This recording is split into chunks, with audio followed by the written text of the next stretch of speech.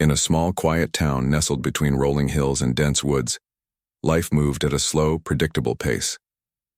The streets were lined with modest houses, their gardens bursting with colorful flowers, and the air carried the faint scent of freshly baked bread from the local bakery.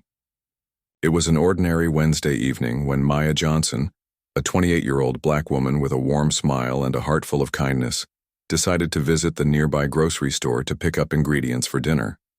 Maya had just finished a long day at work, where she juggled multiple responsibilities as a customer service manager.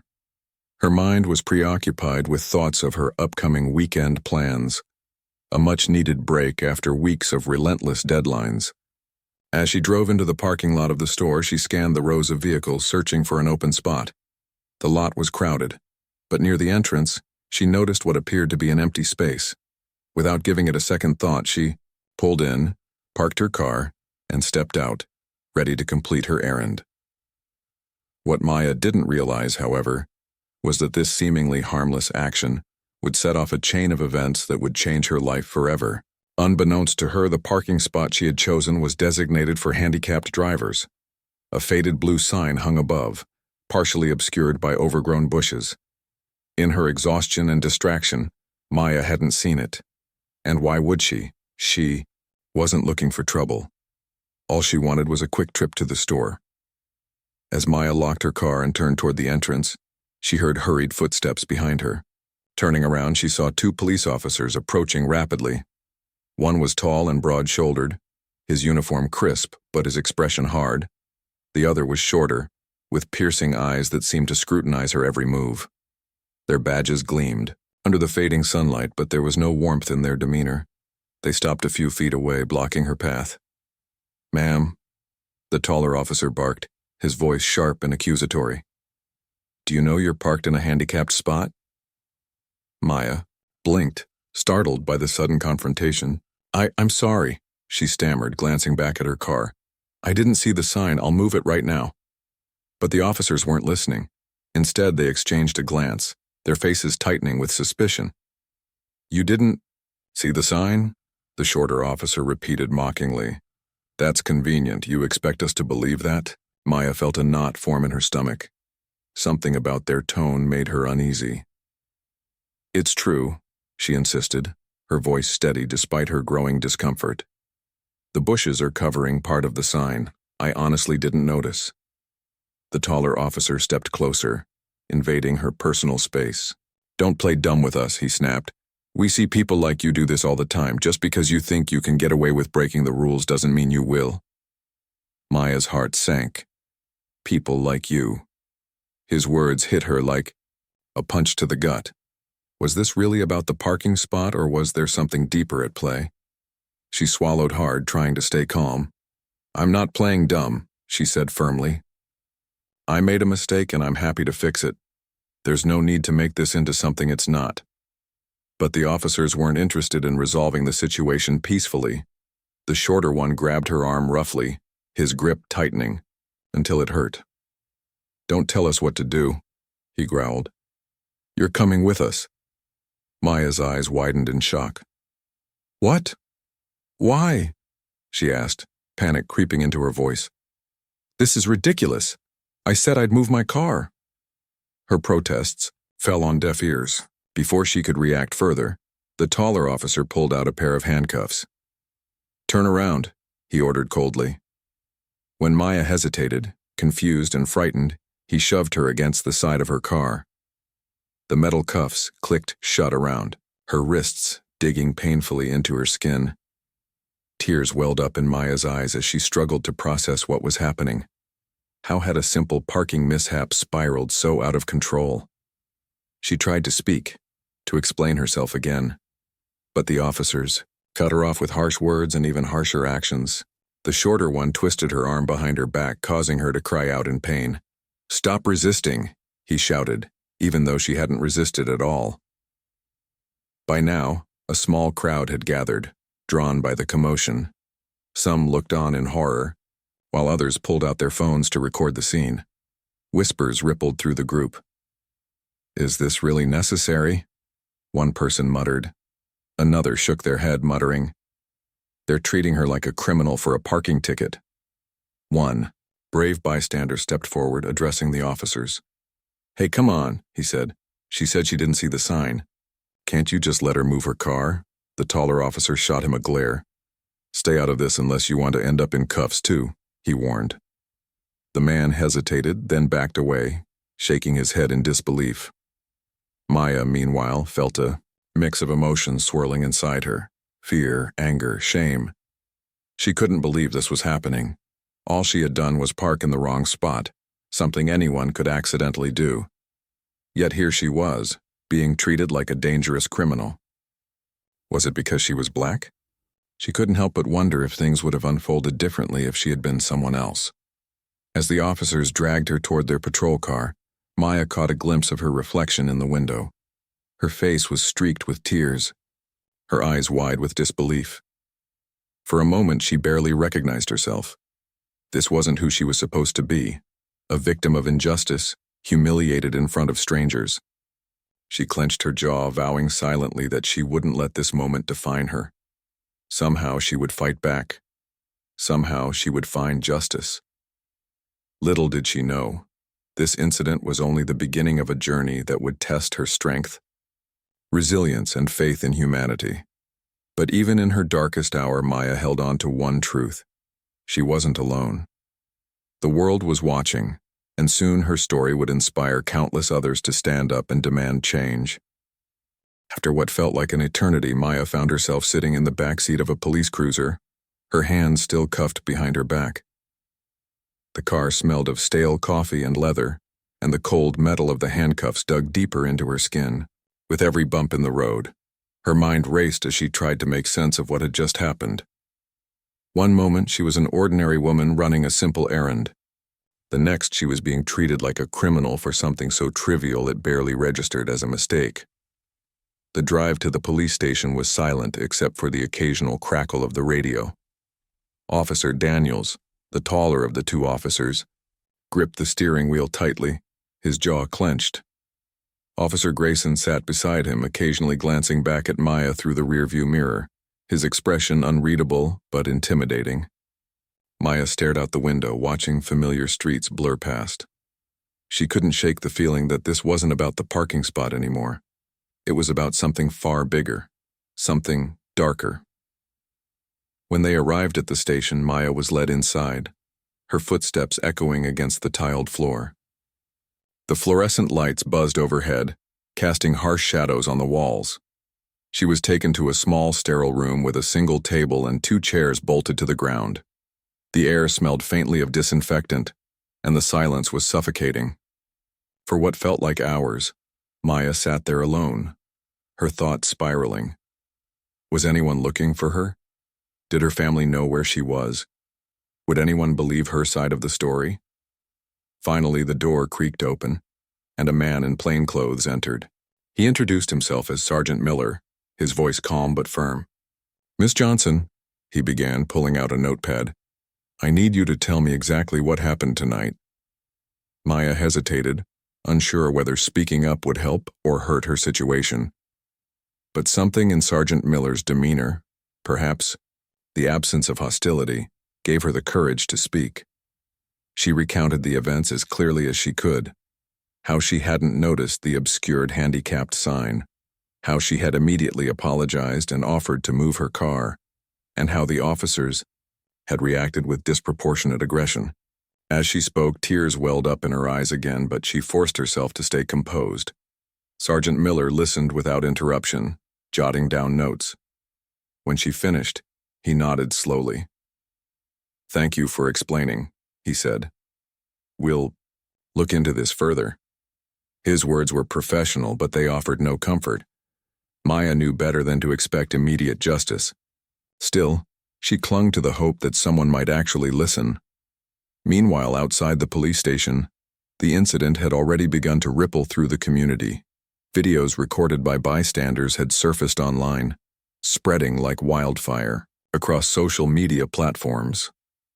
In grainy footage, viewers could see Maya being handcuffed and pushed against her car, her protests drowned out by the officers' raised voices. Comments poured in from people who were outraged by what they saw. "This is disgusting," one user wrote. "She didn't deserve this treatment." Another added, "Racial bias is alive and well in law enforcement." Local activists quickly took notice. A group called Justice Now, known for advocating against police brutality, issued a statement condemning the officers' actions and calling for accountability. They organized a protest outside the police department, urging residents to join them in demanding answers. Flyers were distributed throughout the town, and hashtags like #Justice for Maya and police bias trended on Twitter. The following morning, Maya's phone buzzed incessantly. Messages flooded in from friends, co-workers, and even strangers offering support. Some sent heartfelt words of encouragement, while others shared stories of their own encounters with unfair treatment. Maya scrolled through the notifications, overwhelmed by the outpouring of solidarity. It was both comforting and surreal to realize that her personal nightmare had resonated with so many people. Her family arrived at the station shortly after. She was released on bail. Her mother rushed to embrace her, tears streaming down her face. "Baby, are you okay?" she asked, her voice trembling. Maya nodded, though she wasn't sure if she truly was. Physically, she was unharmed, but emotionally, she felt raw and exposed. Her brother Marcus stood quietly beside their mother, his fists clenched in anger. "This isn't right," he muttered under his breath. "They can't treat you like this." Back at home, surrounded by loved ones, Maya finally allowed herself to break down. She cried until her throat was sore, releasing all the fear, frustration, and humiliation she had bottled up. Her family held her close, vowing to stand by her no matter what. They urged her to file a formal complaint against the officers, but Maya hesitated. Filing a complaint meant putting herself in the spotlight and potentially making herself a target for retaliation. What if nothing changed? What if things got worse? Her doubts lingered until she received a call from a civil rights attorney named Rachel Simmons. Rachel had seen the videos online and reached out to offer her services pro bono. "You don't have to go through this alone," Rachel assured her during their conversation. "Your voice matters, Maya. If you're willing to fight, we can make sure your story is heard." Rachel's words struck a chord deep within Maya. She realized that staying silent wouldn't protect her. It would only allow the cycle of injustice to continue. With her family's encouragement and Rachel's guidance, Maya decided to take legal action. Together, they filed a lawsuit against the police department, alleging excessive force, racial profiling, and violation of civil rights. As news of the lawsuit spread, the case gained national attention. Journalists flocked to the town, eager to interview Maya and learn more about her experience. Cameras followed her wherever she went, capturing her pained expressions and determined strides. At first, the constant scrutiny terrified her.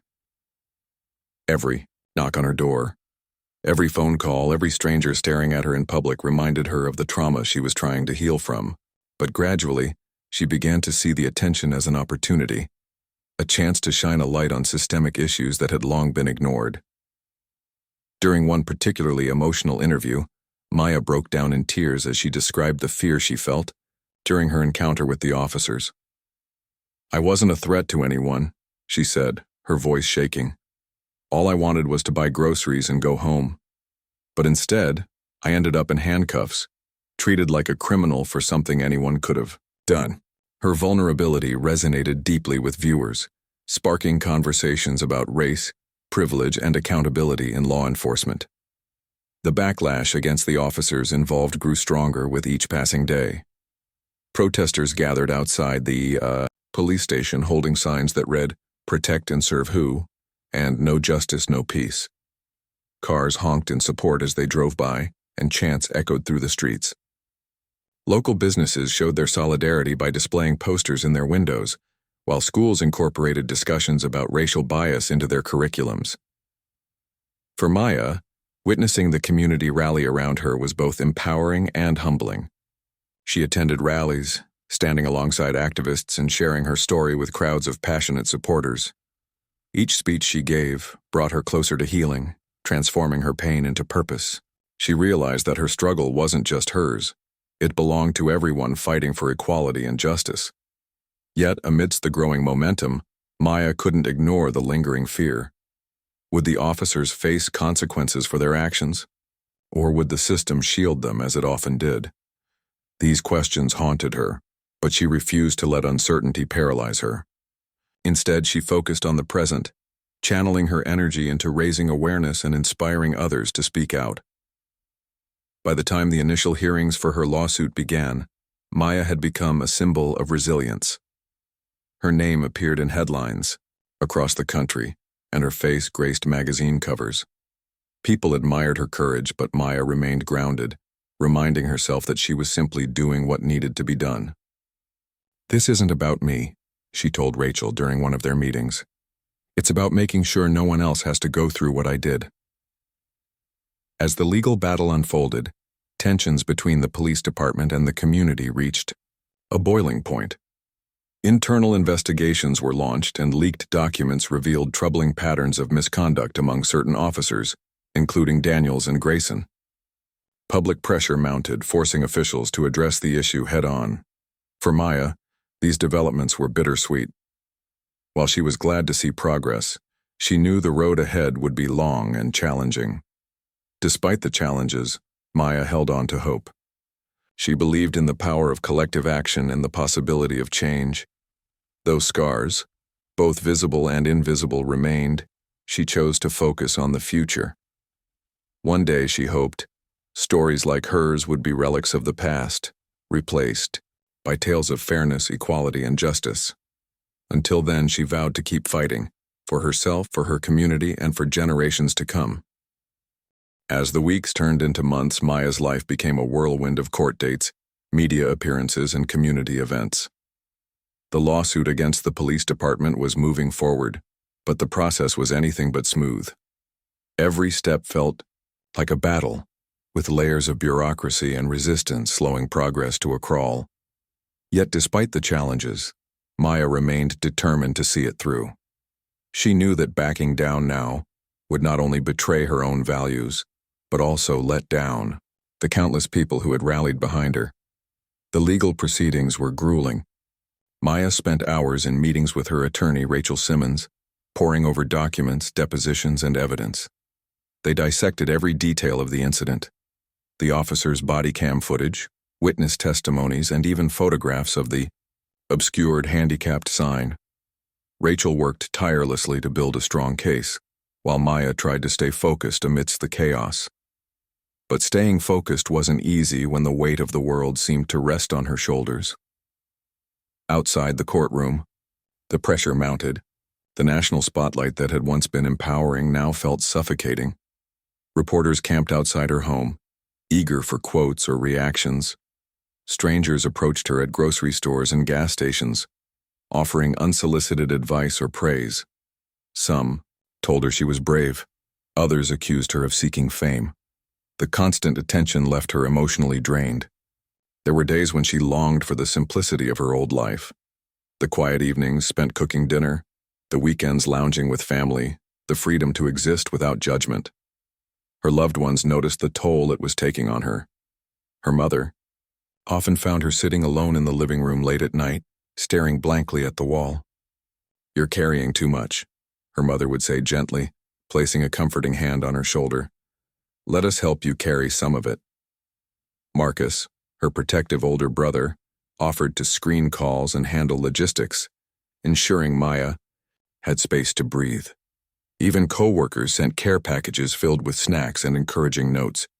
Their support meant everything to her, but Maya couldn't shake the feeling that this fight was hers alone to bear. Amidst the personal struggles, the public outcry continued to grow.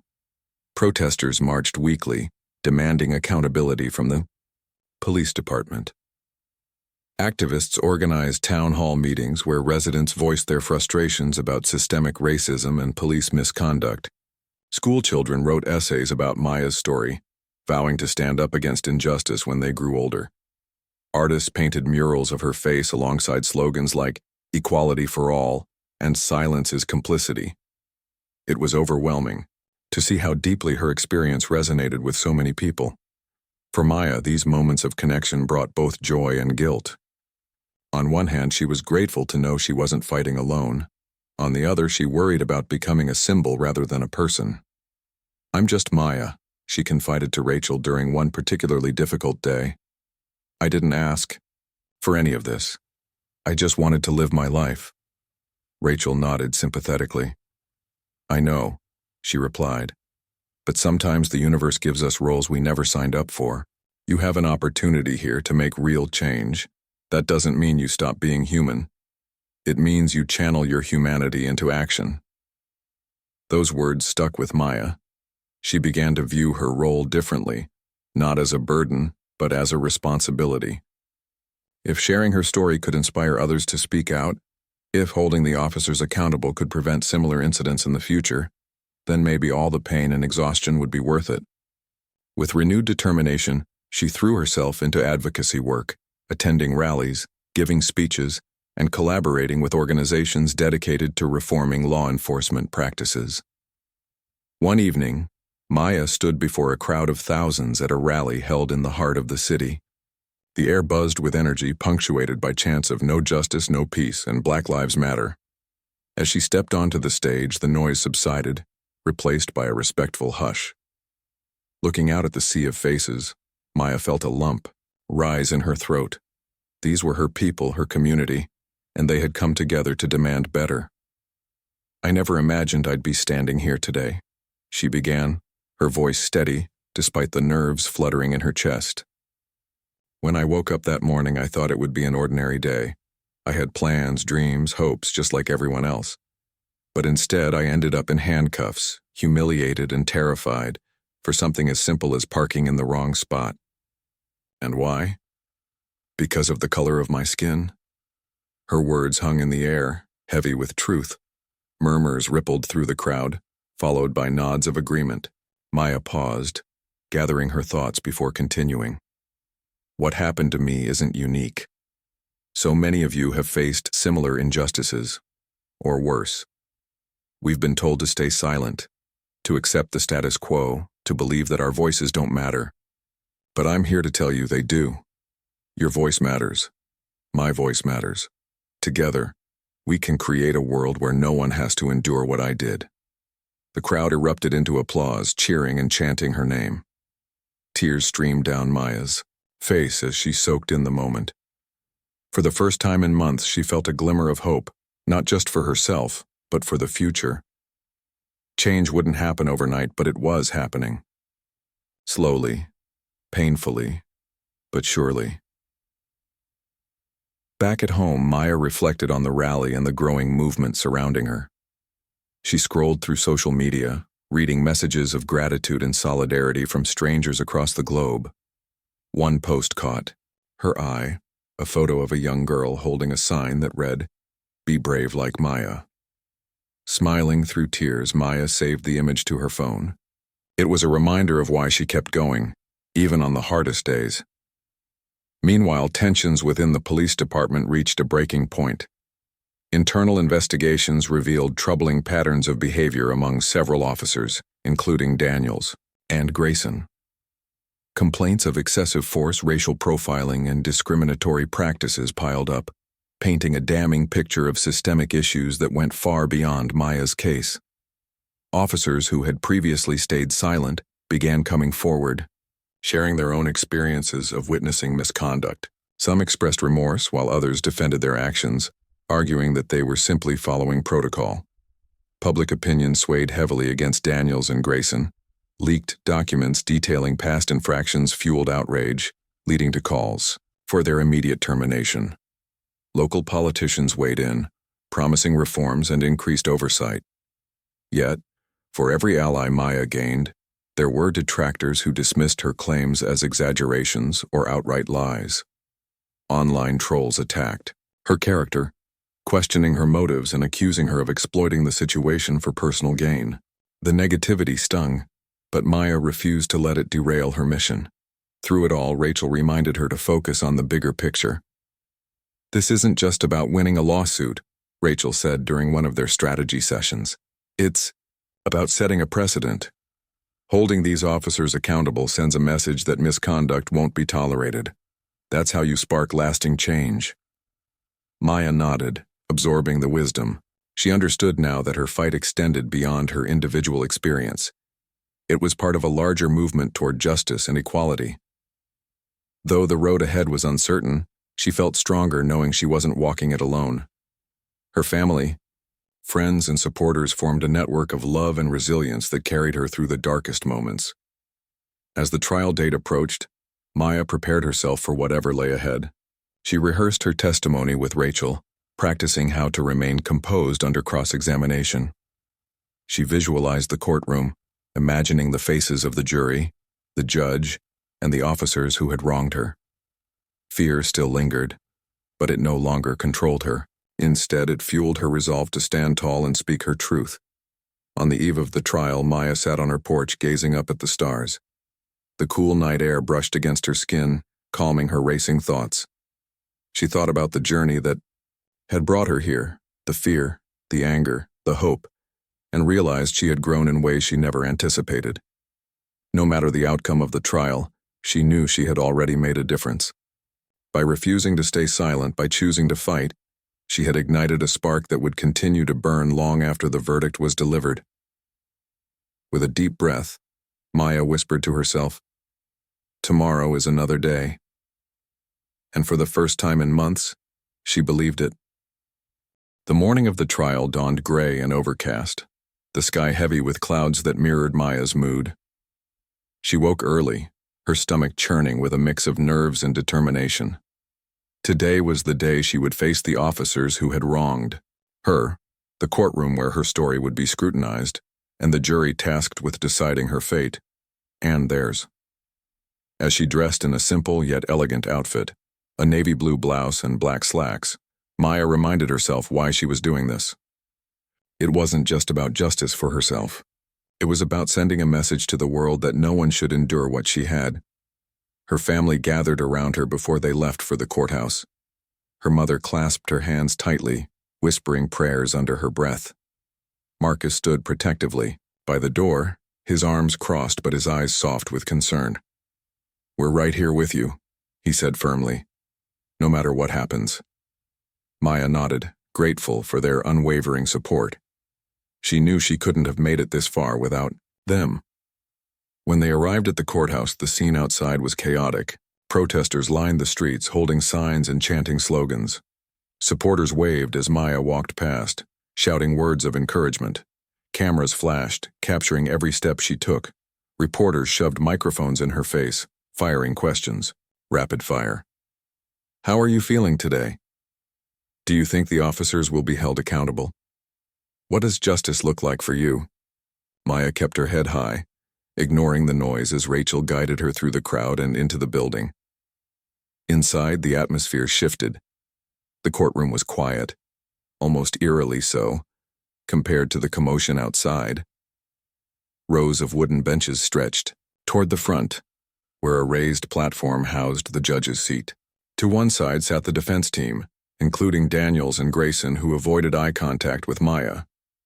On the other side, Rachel and her legal team prepared their notes, their expressions calm but focused. Maya took her place in the witness box, her heart pounding as she waited for the proceedings to begin. The trial opened with opening statements from both sides.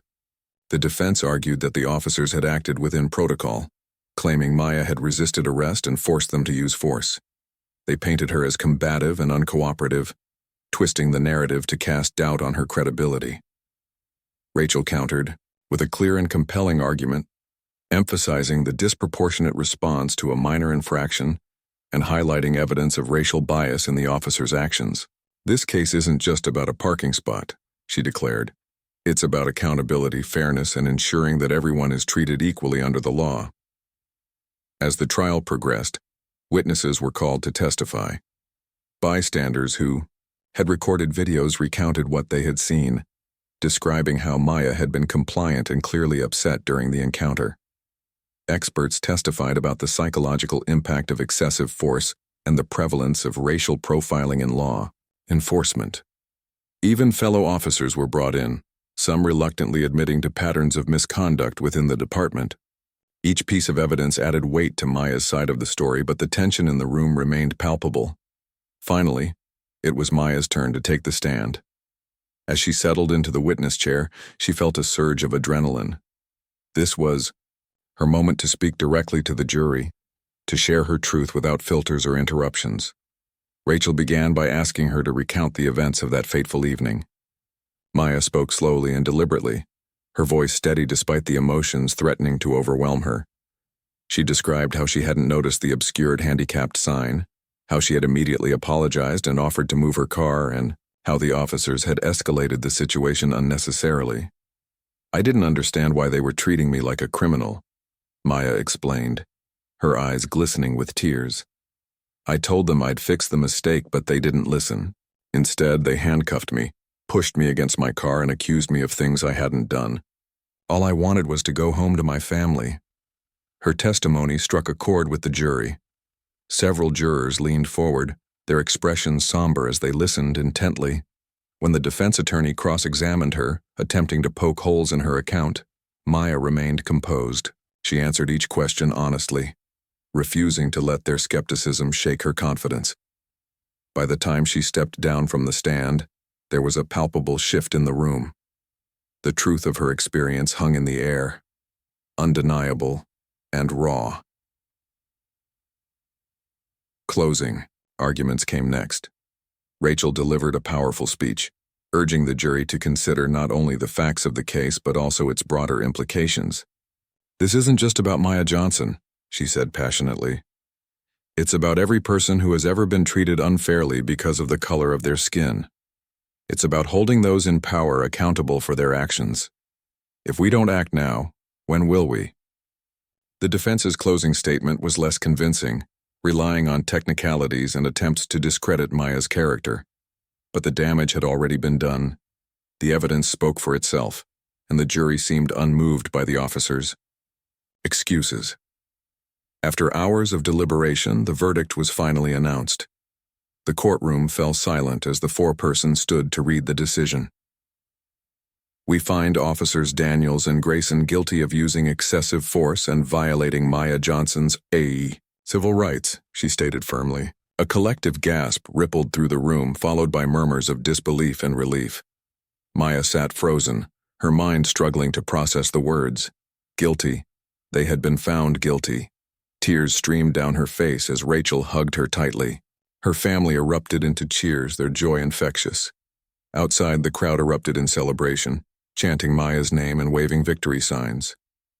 For the first time in months, Maya allowed herself to feel hope, not just for herself but for the countless others who had faced similar injustices. This verdict wasn't just a win for her, it was a win for everyone fighting for change. In the days that followed, the news spread rapidly. Headlines proclaimed the groundbreaking ruling, hailing it as a step toward accountability and law enforcement. Social media lit up with messages of congratulations and gratitude.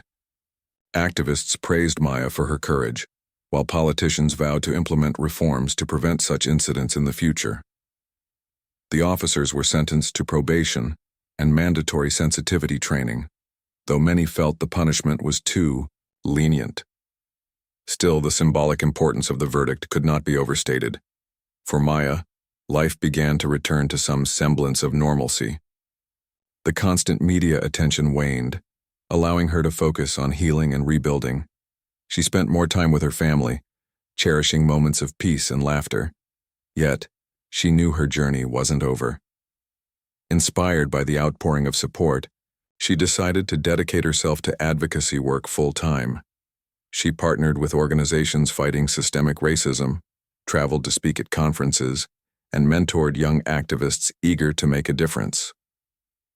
One evening, as she sat on her porch, watching the sunset, Maya reflected on how far she had come. The road had been long and difficult, filled with pain, fear, and uncertainty, but it had also been transformative. She had discovered strength she didn't know she possessed, forged connections with people who shared her vision, and sparked a movement that showed no signs of slowing down. As she sipped her tea, a gentle breeze rustled the leaves of the trees. Maya smiled softly, feeling a deep sense of gratitude for her family, her supporters, and even the strangers who had stood by her side. Though scars, both visible and invisible, remained, she chose to focus on the future. She envisioned a world where stories like hers were relics of the past replaced by tales of fairness, equality, and justice. With a renewed sense of purpose, Maya whispered to herself, "This is just the beginning." And for the first time in a long time, she truly believed it. The weeks following the verdict were a whirlwind of emotions for Maya. On one hand, she felt an overwhelming sense of relief. Justice had been served, at least in part. The guilty verdict against Officers Daniels and Grayson was proof that accountability was possible even within systems stacked against fairness. On the other hand, the scars of her experience ran deep, and healing would take time. The physical marks from the handcuffs had faded, but the emotional wounds lingered. Sleepless nights plagued her, filled with flashes of that fateful evening, the harsh voices, the cold metal cuffs, the humiliation. Yet amidst the pain, Maya found purpose. Her newfound role as an advocate consumed much of her energy, but it also gave her life meaning. She began traveling across the country, speaking at rallies, conferences, and schools about systemic racism and police brutality. Her speeches were raw and honest, drawing from her own experiences to connect with audiences. "I didn't choose this fight," she often said, her voice steady yet filled with emotion. "It chose me.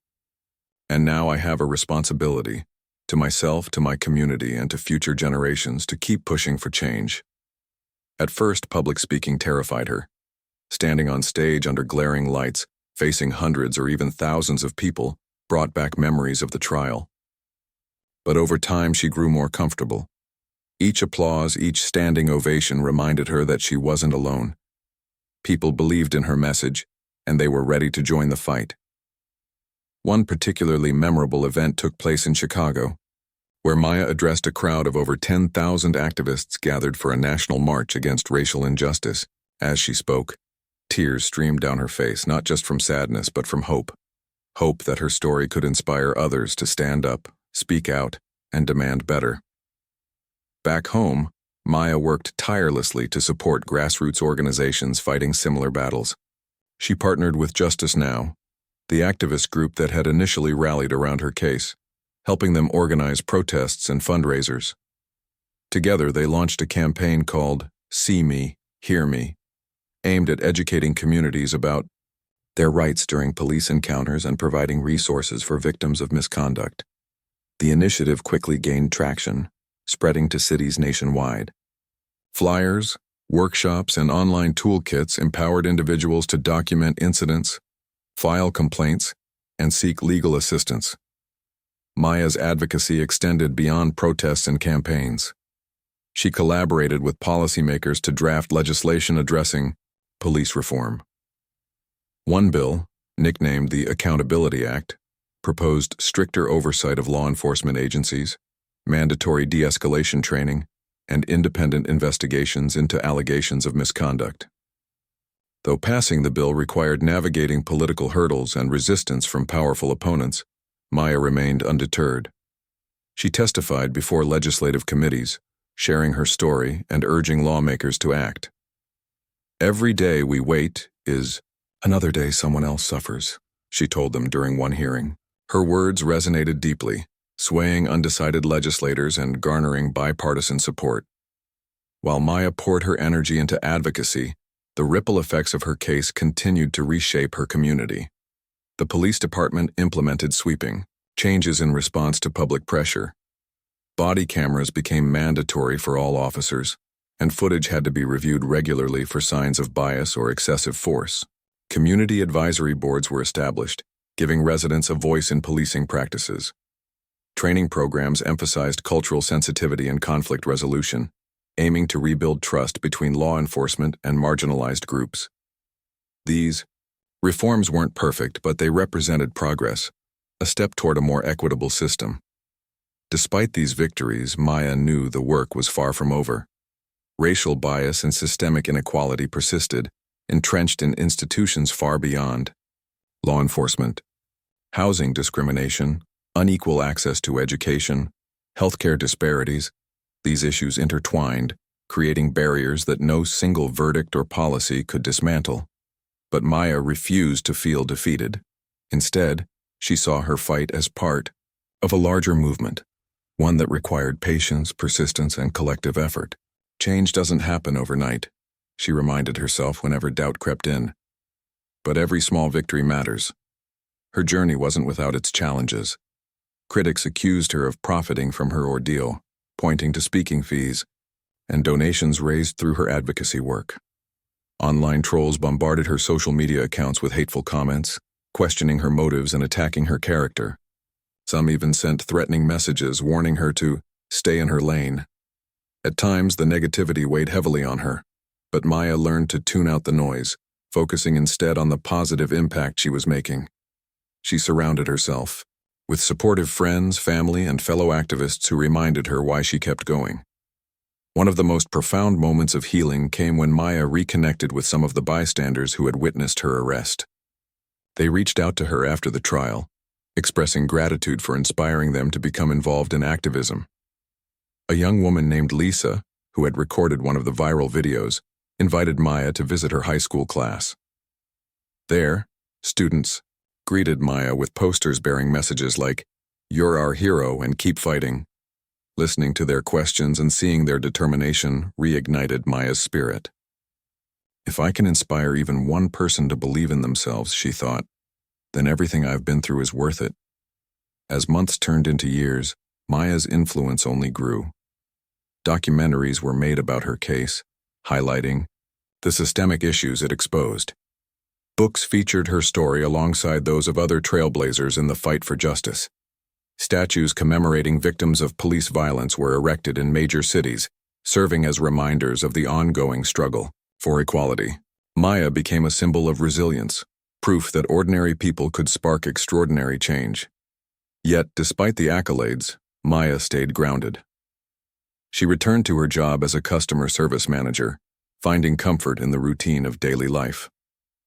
Weekends were spent gardening, cooking meals with her family, and volunteering at local shelters. She cherished these quiet moments, knowing they balanced the chaos of her public life. Still, she never lost sight of her mission. Even in small ways, like mentoring a young activist or attending a neighborhood meeting, she remained committed to creating a better world. One evening, as Maya sat by the fireplace flipping through old photo albums, she paused on a picture of herself from before the incident. In it, she stood smiling brightly, holding a bouquet of flowers at a friend's wedding. Back then, life had seemed simple, predictable. Looking at the photo now, she realized how much she had grown since that day. The Maya in the picture hadn't known the weight of injustice or the power of resilience. But the Maya sitting here, today did, and she wouldn't trade that knowledge for anything. Her phone buzzed, pulling her from her thoughts. It was a text from Rachel. "Proud of you. Always remember, you started something incredible." Maya smiled, feeling a warmth spread through her chest. She replied simply, "Thank you for everything." Then, setting the phone aside, she leaned back in her chair, closing her eyes. Outside, snow began to fall softly, blanketing the world in white. It was peaceful, serene, a reminder that even after the storm, calmness follows. Maya opened her journal and began writing. Her pen glided across the page as she reflected on her journey. Not just the hardships, but the triumphs, the connections, and the lessons learned. She wrote about fear turning into courage, despair transforming into hope, and anger fueling action. And finally, she ended with a promise to herself. No matter what comes next, I will keep fighting. Because justice isn't just a destination, it's a journey. And I'm ready to walk it step by step until the world looks different. With those words, Maya closed her journal and gazed out the window. The snow continued to fall, covering the scars of winter beneath a fresh, clean layer. Somewhere in the distance, church bells chimed midnight, marking the start of a new day. For Maya, it felt like a new beginning, not just for her, but for everyone still dreaming of a fairer, kinder world. And though the road ahead would undoubtedly have obstacles, she faced it with unwavering resolve. After all, she had already proven that even the smallest spark could ignite a revolution. Years had passed since the trial that changed Maya Johnson's life forever. The once quiet town where she lived was now a hub of activism, with murals celebrating resilience adorning its walls and community centers buzzing with discussions about justice and equality. Maya herself had become a household name, a symbol of courage for millions who believed in the possibility of change. Yet despite her growing fame, she remained deeply rooted in her values, always prioritizing people over praise. Maya's advocacy work evolved as she gained more experience and insight. She founded an organization called Rise Together, dedicated to empowering marginalized communities through education, legal support, and grassroots mobilization. The group's mission was simple but powerful: to equip individuals with the tools they needed to challenge systemic injustice. Under Maya's leadership, Rise Together established free workshops on civil rights, launched mentorship programs for young activists, and partnered with schools to teach students about racial equity and civic engagement. One of the organization's most impactful initiatives was the creation of a national hotline for victims of police misconduct. Staffed by trained volunteers, the hotline provided immediate assistance, from connecting callers with attorneys to guiding them through the process of filing complaints.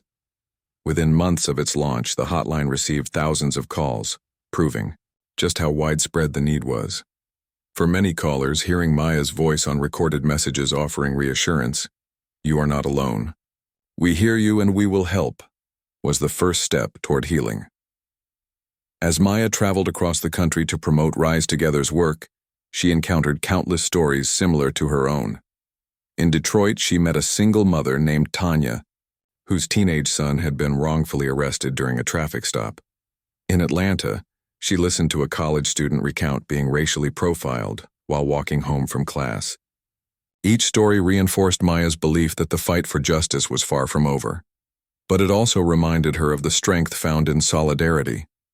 By sharing their experiences and standing together, these individuals were dismantling barriers, one conversation at a time. Back in her hometown, Maya continued to push for systemic reforms.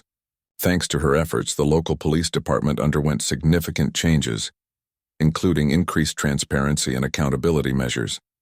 Officers were required to attend monthly training sessions focused on de-escalation techniques and cultural competence. Community forums became regular occurrences, allowing residents to voice concerns directly to law enforcement officials. Slowly but surely, trust began to rebuild between the police and the people they served. Still, Maya understood that true transformation required addressing deeper societal issues beyond policing. Housing discrimination, unequal access to health care, underfunded schools, all these factors contributed to cycles of poverty and disenfranchisement. Determined to tackle these challenges head-on, Maya expanded Rise Together's scope, launching campaigns aimed at holistic community development. One such campaign secured funding to renovate dilapidated public housing complexes, turning them into safe, vibrant spaces where families could thrive. Another initiative brought mobile health clinics to underserved neighborhoods, ensuring everyone had access to essential medical care. Her tireless dedication earned Maya recognition on a global scale. She was invited to speak at international conferences, sharing insights from her journey with audiences spanning continents. In Geneva, she addressed the United Nations Human Rights Council, urging world leaders to prioritize racial justice in policymaking. "Injustice anywhere is a threat to justice everywhere," she declared, quoting Martin Luther King Jr. Her words resonated deeply, inspiring delegates to take action in their respective countries. Despite her achievements, Maya never forgot the importance of staying grounded. She made it a point to return to her roots regularly, spending time with her family and participating in local events. On weekends, she could often be found volunteering at food banks or coaching youth basketball teams. These small acts of service kept her connected to the community that had supported her throughout her darkest days. One summer evening, Maya stood on the same stage where she had given her first major speech years earlier. This time, however, the atmosphere was different. Instead of anger and frustration, the air buzzed with celebration. It was the 5th anniversary of the verdict, and thousands had gathered to honor the progress made since then. As fireworks lit up the sky, Maya took the microphone, her heart swelling with gratitude. "5 years ago I was afraid," she began, her voice steady yet filled with emotion. afraid of what might happen if I spoke out, afraid of what might happen if I didn't. But tonight I'm not afraid anymore because I know I'm not alone. Look around you, we've come so far together. She paused, letting her gaze sweep over the sea of faces before continuing. This isn't just my victory. It belongs to all of us. To every person who marched, who signed petitions, who shared their story. To every child who dreams of a fairer world and every elder who reminds us of our history. Together we've proven that change is possible. The crowd erupted into cheers, chanting her name and waving banners emblazoned with slogans like "Justice Prevails" and "Equality for All." Tears streamed down Maya's face as she absorbed the moment. For so long she had carried the weight of her trauma, fearing it would define her. Now she realized it had shaped her, not as a victim, but as a leader, a healer, and a beacon of hope. After the event, Maya returned home to find a package waiting on her doorstep. Inside was a photo album compiled by friends and supporters, chronicling her journey from that fateful evening in the parking lot to the present day. Page after page featured newspaper clippings, protest signs, and heartfelt letters from strangers whose lives she had touched. At the very end, there was a handwritten note. "Thank you for showing us what bravery looks like. You've inspired us to dream bigger, fight harder, and love stronger." Maya sat on her couch, flipping through the album late into the night. Each image stirred memories, the fear, the anger, the triumph, but also a profound sense of purpose. She thought about the little girl holding a sign that read, "Be brave like Maya," the activists chanting her name at rallies, the policymakers passing laws in her honor. Their faces flashed in her mind, reminding her of the countless lives intertwined with hers. For Maya, this wasn't the end of the road. It was merely another milestone in a lifelong commitment to justice. She knew challenges lay ahead. There would always be resistance, setbacks, and moments of doubt. But she also knew she had the strength to face them, bolstered by the knowledge that she wasn't fighting alone. Every voice raised in protest, every hand extended in solidarity, every heart beating for change fueled her determination to keep moving forward. As dawn broke over the horizon, painting the sky in hues of gold and pink, Maya stepped outside to greet the new day. The air smelled fresh, carrying whispers of promise. She closed her eyes, taking a deep breath, and whispered softly, "We're building something beautiful here, something that will last." And with that, Maya turned back toward her house, ready to embrace whatever came next. Her story had begun with pain, but it had grown into something extraordinary, a testament to the power of resilience, unity, and unwavering faith in the possibility of a better tomorrow.